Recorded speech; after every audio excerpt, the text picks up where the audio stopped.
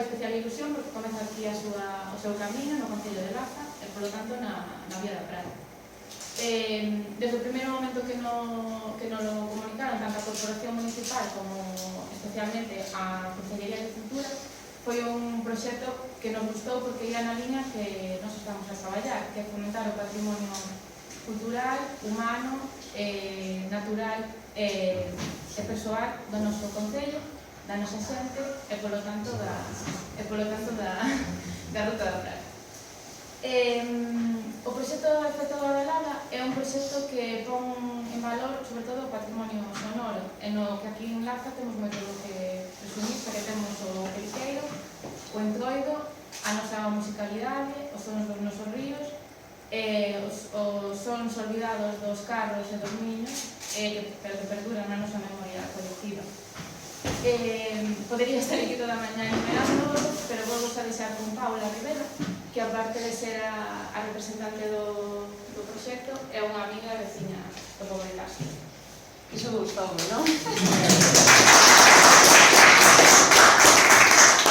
Bueno, pois o que decía ela, non? Este proxecto xa en si mesmo pois ten moito valor, pero para mí é especialmente especial porque foi de aquí, do Concello de Laza, onde surgiu a idea de facer este proxecto en outras vilas de Galicia.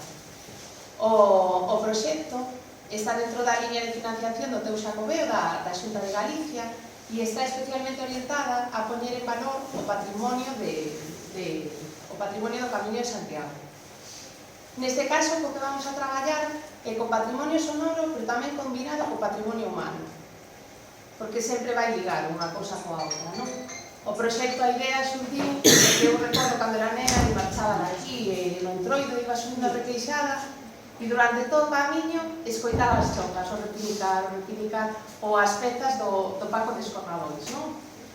E dixemos desde a Asociación Ágora da Crea e eu mesma, dixemos, temos que facer un traballo sobre isto. E a parte Laza, sodes un exemplo no que é seguir mantendo viva este patrimonio sonoro, porque hai en outros sitios que non teñen esa mesma capacidade, non? E con este proxecto que queremos é crear, pois, digamos, unha guía de boas prácticas de como facer para mantelo vivo. O proxecto comezamos en Laza, pero vai a ter actividade en Chantada, coas teceleiras, vai a ter actividade en Muxías, coas palilleiras, vai a ter actividade en Guitiriz, cos canteiros, vai a ter actividade finalmente, para rematar, en Fisterra, coas ondas do mar. Porque o patrimonio sonoro non ten por que ser sempre patrimonio material, tamén hai o patrimonio natural.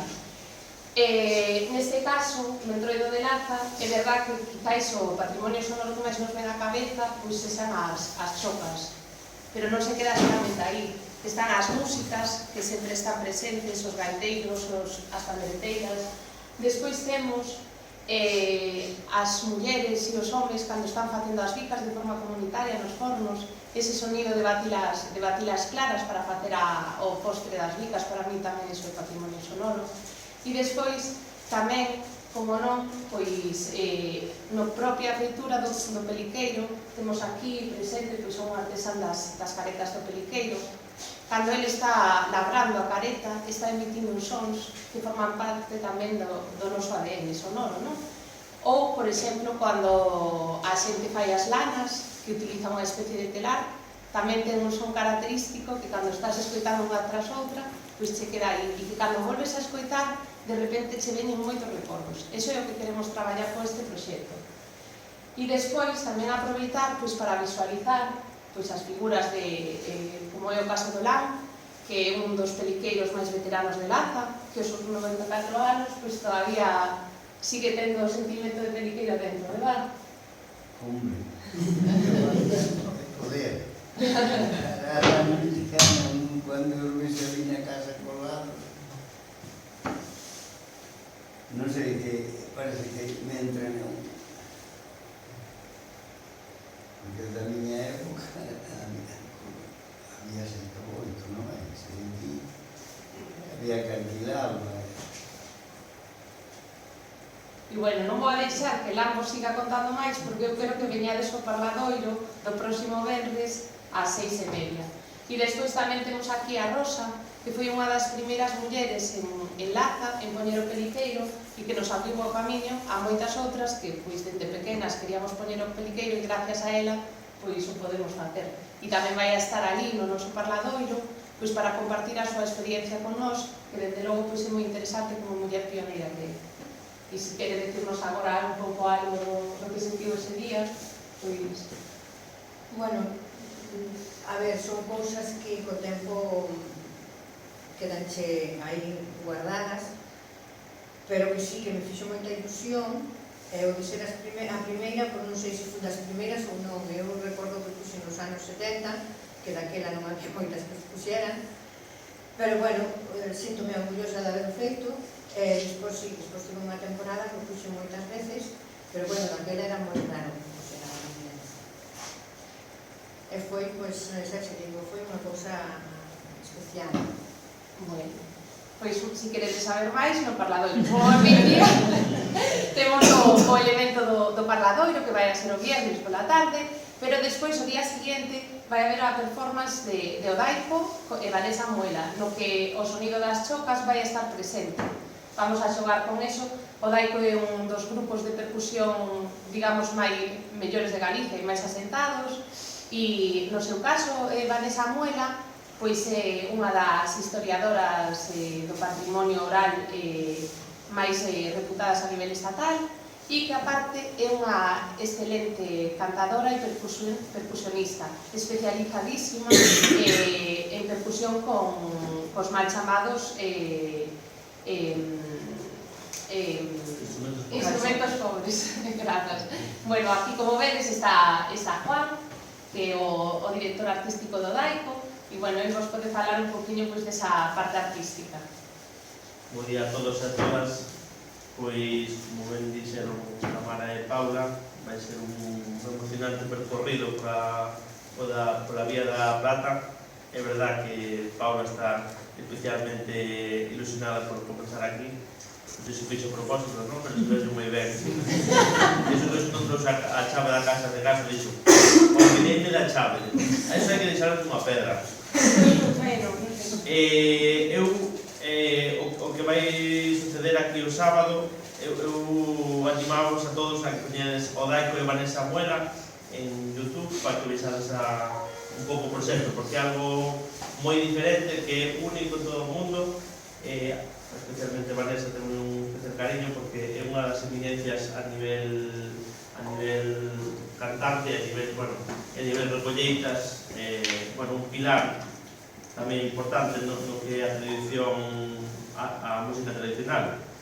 Xa veredes que o contacto con ela vai ser impresionante porque é unha máis. Ela vai se emocionar e xa sei que a semana seguinte, aparte estamos de xira, estamos en Galicia, sei que vai acabar no Entroido e como di ela, me encanta.